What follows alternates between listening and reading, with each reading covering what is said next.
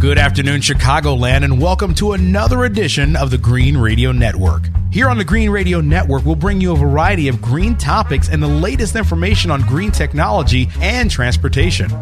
This program features environmental leaders throughout northern Indiana and the entire nation. The Green Radio Network is sponsored by NERPC, the Northwestern Indiana Regional Planning Commission, and the award-winning South Shore Clean Cities. Both entities are leaders in the environmental industry and work together to bring cleaner air and more sustainable living to northern Indiana. Now to introduce Carl Lissick, Executive Director of South Shore Clean Cities and the host of the show. Thank you for that introduction and welcome to the Green Radio Network. Today our guest is Mr. John Johnson. He's the Alternative Fuel Manager for Stoops Freightliner. And John, welcome back to the show. Well, thank you. It's a pleasure to be here once again. You know, John, one thing we did not say is John is also a board member of South Shore Clean Cities. And John, thank you for your volunteerism with the great board and all the great work that you do with our nonprofit. So thank you for that. Well, you're quite welcome. So, John, as you know, tell us a little bit about Stoops Freightliner. What is Stoops Freightliner? Well, Stoops Freightliner is a division of a much larger corporation called Truck Country out of Dubuque, Iowa. We have right around 25 Freightliner dealerships throughout the Midwest. We're in 5 different states. The division that I'm in we have facilities in the state of Ohio and Indiana. The facility I'm at is in Indianapolis, and we are on 45 acres. We have 73 or 74 work bays. We work 3 shifts a day. Wow. It's a pretty busy place, and it's a wonderful testing ground for us to look at all things green and what we can look at and what the industry is looking at as far as how they can get their product, goods, or services down the road at the most economical way, lowest cost per mile, and what is sustainable and what makes sense. And my job is to look at all things such as that. Sure. So again, I know that you work with Freightliner exclusively with throughout the areas. Because of the price of fuel right now, are we seeing fleets still looking at alternatives? Absolutely, we are, and it has proven itself to be valuable and cost-effective, depending upon the amount of fuel you use, the type of fuel, your duty cycle, where you go, what you haul, availability of the fuel, and or the use of the technology. Is it beneficial? Again, these are all things that to come up with the correct answer to questions that people have for us, you just have to look at all the relevant facts and figure out what makes sense for this group, that group, or what doesn't. Many times we don't make much changes. Sometimes it's with the engine, sometimes it's a transmission, other times it's aero packages. It can be lots of different things. Again, it keeps me busy, and my wife likes that. So it's a fun job, and we enjoy what we're doing. Different things that we're involved with Clean Cities is our goal is to reduce our dependence on imported oil, and so we're working with all sides of fleets and anybody that's transportation related, and a lot of things that come into effect at events and seminars, related gatherings. We keep hearing about how the FMCSA is requiring fleets to install electronic logging devices in on-road commercial vehicles in the United States. So again, that's a big area of coverage. There's a lot going on with that. I think, from a lot of our listeners are small fleets, maybe 1 to 2 trucks, all the way to over-the-road organizations that have multiple trucks on the road. But the FMCSA, what is that, John? Well, first of all, you are correct. There's lots of talk going on about a mandate that Congress has passed. They passed it in December of last year, and it needs to be the mandate needs to be implemented by December of this year. And it's somewhat a work in progress. There are some questions that are still not clearly defined yet, but it's kind of a workout situation. But First of all, Congress did pass as they call it, a mandate for vehicles that are involved in commercial trucking that weigh 10,001 pounds or greater. Okay. That would be Class 3 through Class 8. Those carriers that are driving from state to state have to have an electronic logging device that is directly connected in some manner to the engine. The FMCSA is the Federal Motor Carrier Safety Administration. It's an agency of the Department of Transportation, and it's their job to be able to gather the information that this electronic logging device collects from a truck driving or being on the road, and put it in a format that law enforcement or other related agencies can take a look at and know that a driver has not exceeded the number of hours that they're allowed to be behind the wheel. It also provides additional information that's certainly helpful for a fleet or a fleet owner. But the FMCSA is the entity that's overseeing this mandate. I see. So I hear the terms ELD, HOS, RODS, along with mandates, Congress, and differing deadlines. So what can you tell our listeners about what is going on and why this is happening, John?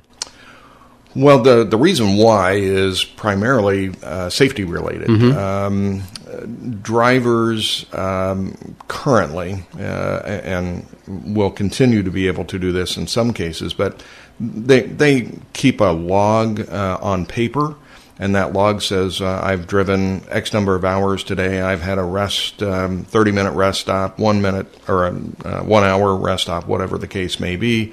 And they jot it down, and that's available for viewing by staff at way stations, mm-hmm. or occasionally you'll see a truck pulled over the side of the road, and you're wondering, why is that trucker over on the side of the road? And it's primarily for the law enforcement official to take a look at their paper logs and figure out if they are still okay to be on the road. Paper logs have a tendency to be filled in after the driver arrives at their destination, and they make up stuff, or they're not quite sure, or they didn't jot down the time, whatever the case may be. So the mandate by Congress is developed in order to be able to see what the hours of service, basically how long have you been driving? When did you start? When did you stop? Were you loading? Were you unloading? Were you getting fuel? Were you eating?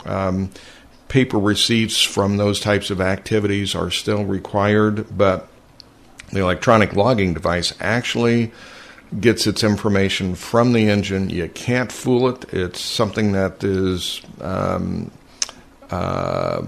helpful, let's put it that way, in making sure that driver is aware, hey, I need to pull over for a while. I need to have a 30-minute rest period at least, or I need to find a place to where I can pull off the road and get my mandatory time away from the wheel. Those are the things that the record of duty status is an important item that, again, law enforcement and other individuals will look at. And those are some of the any kind of federal process, whether it's with an agency, whether it's IRS or whatever. They always like to have this alphabet stuff. So the ELD is electronic logging device. HOS is hours of service. RODS is the record of duty status, and those initials are used quite commonly when describing the things that we're looking at here. A lot of information. I know this has been going on for years, though, John. I mean, I remember being involved with various transportation organizations and, the rules, understanding all the rules and regulations. So on this mandate, are there any exceptions to this mandate? There are. Again, any type of federal process, there's always exceptions. And in this case, there's 3 or 4 that are primary. One, again, class 3 through 8, if you are traveling over 180 air miles in a given day, you'll need to keep this your driving record electronically. If you're doing less than 100, you can still do it by paper. And again, it's air miles. So going from here, point A to point B, maybe a little bit over 100, but as the crow flies, if it's 100 or less, you don't have to have the electronic device. I see. They also have, if you're not driving constantly for long distances across state lines, and that if it's less than 8 times in a 30-day period, you don't have to have the electronic device. If you're in a vehicle that is from the year 2000 or older when it was manufactured, you do not have to have the electronic device, mostly because the electronics in the engine aren't mature enough, I guess, or robust to be able to produce the electronic information that device needs to have in order to record the proper amount of information. Also, if you're doing a towing or drive away, or if it's a sales delivery of a vehicle, that does not count as interstate commerce, so you will not need to have that electronic recording device on the vehicle. You know, you talk about that, and just over the Father's Day weekend, I had a flat tire, and I had to have a tow truck come get me. So this would apply to a tow truck because it's over. You know, it's probably it was a wrecker, and it was probably a Class 4, Class 5 vehicle. Yes, that, more than likely the engine wasn't running then, right, so it probably would not have recorded anyway. Mm-hmm. The towing that they're referring to is primarily, and you'll see this as you're going down the road, you'll have one truck that's towing kind of on a piggyback basis, mm-hmm. one or two other vehicles. That vehicle, if it's being sold, does not the driver does not have to have that electronic device. You know, earlier you mentioned the recording of hours of service of the driver. Does this device record activities other than driving? It does. Mm-hmm. Again, this electronic logging device is when you boil it down, it's strictly gathering information, electronic information. It's not telling you necessarily or changing anything that you're doing. It's just recording it, and that's it. Now, since it's a direct connection to the engine, and it's normally done through an onboard diagnostic port, it will gather information as far as speed, your location. It can even be as sophisticated as seeing how much lane changing you're doing. Did you do a panic stop? Were you accelerating when you shouldn't? There's lots of different things that it can do.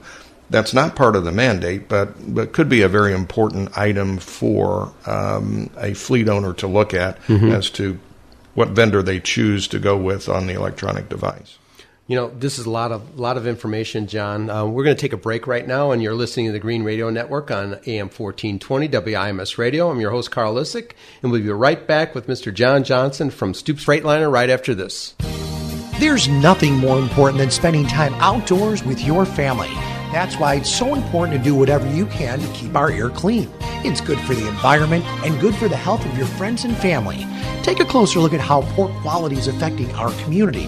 Across the 3 counties of Northwest Indiana, recent studies from the American Lung Association show that 9% of adults suffer from asthma, 4% live with chronic bronchitis, 38% have a form of cardiovascular disease, and 10% of the children in Lake and LaPorte counties struggle with pediatric asthma.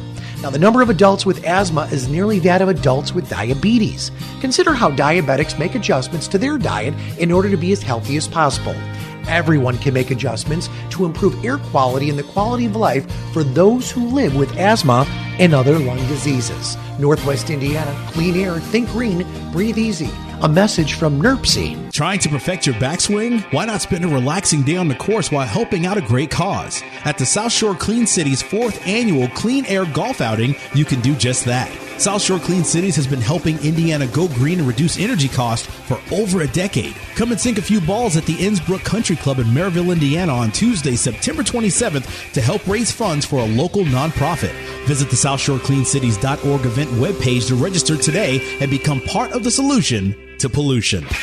Well, welcome back to the Green Radio Network here on AM 1420 WIMS Radio. I'm your host, Carl Lissick of South Shore Clean Cities, here to bring you the latest information on green projects and topics across the nation. Our guest today is Mr. John Johnson. He's the Alternative Fuel Manager with Stoops Freightliner. And John, we were just talking about just different mandates and things that are going on with hours of service and just different things. So you're talking about on the hours of service and the device record activities. What are some of the driver limits on this?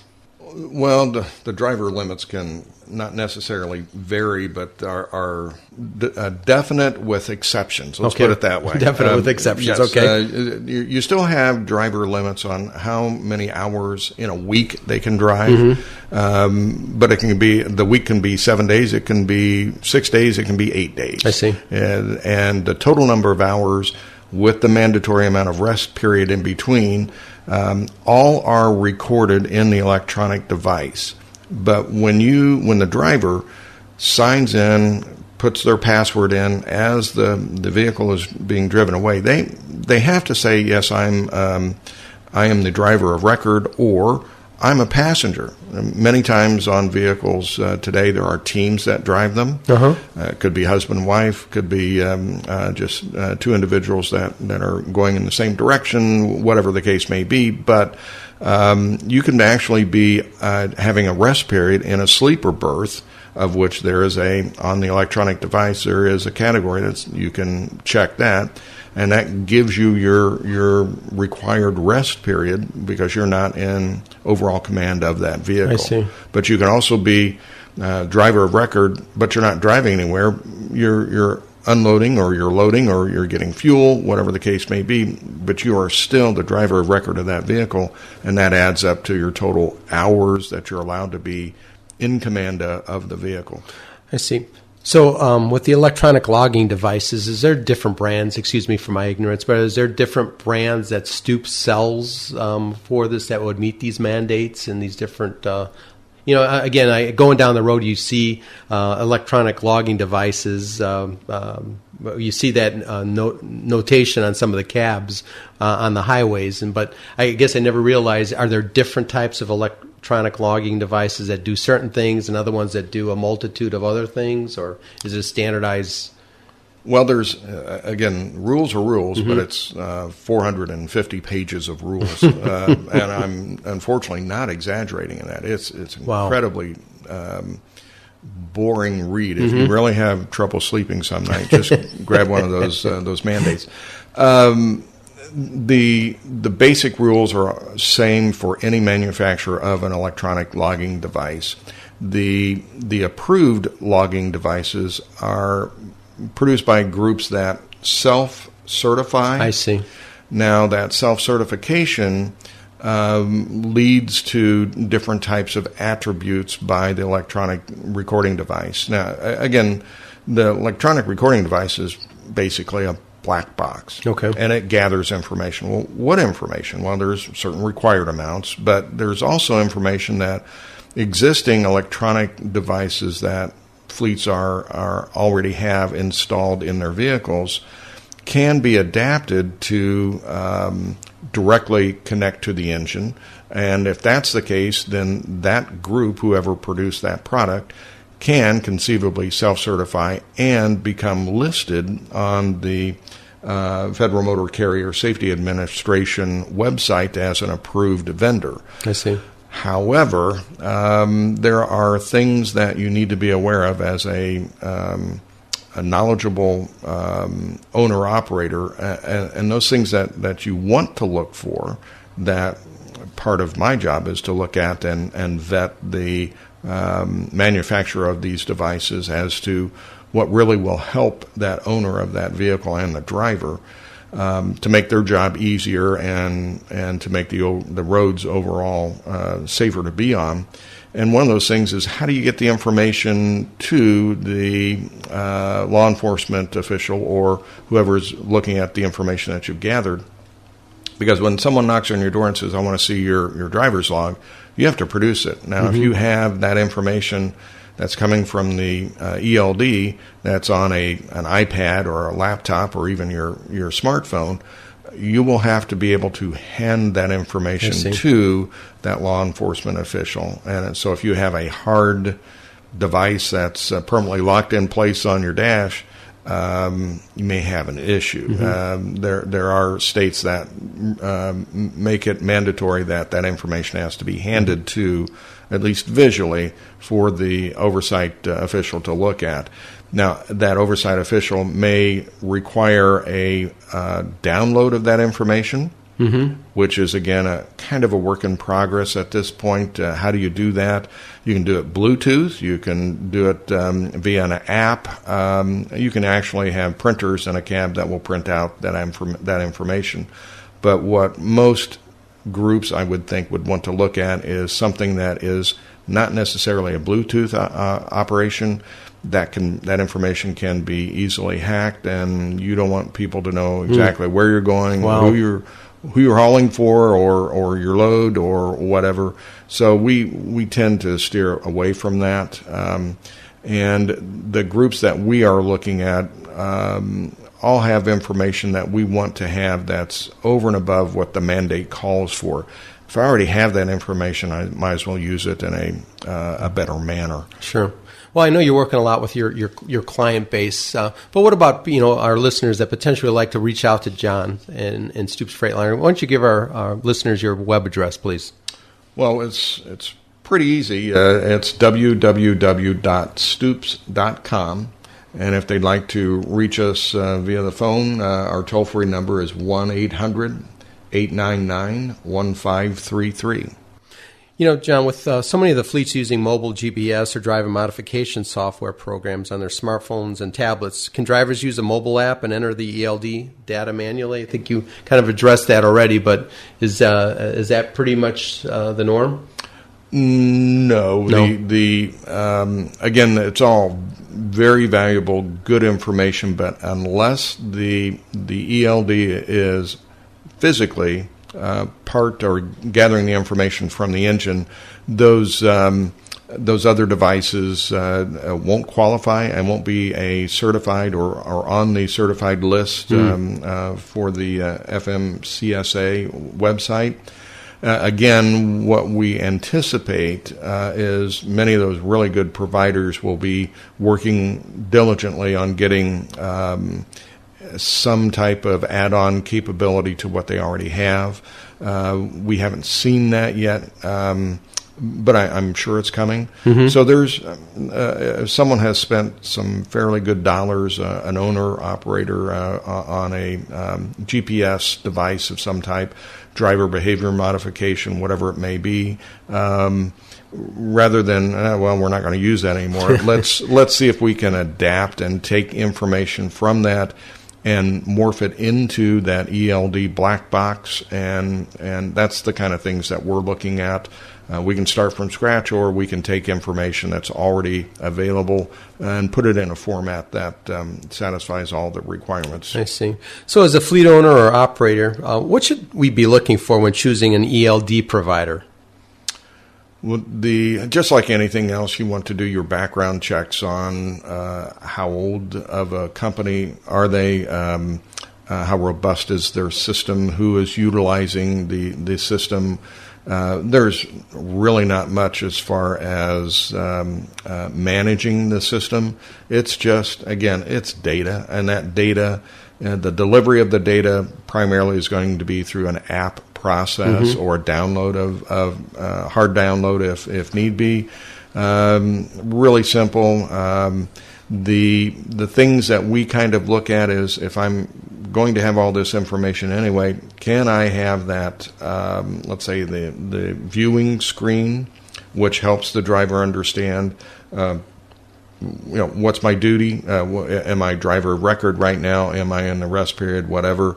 The hours of service information, but also, can they take that viewing or that iPad or the